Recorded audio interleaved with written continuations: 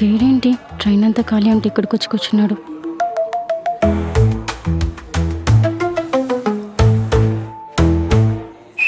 ఏంటలా చూస్తున్నాడు సిగ్గు లేకుండా.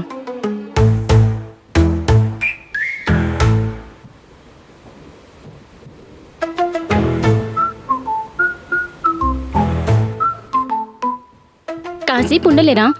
ఓ పిలుస్తున్నారు సెన్స్ లేకుండా.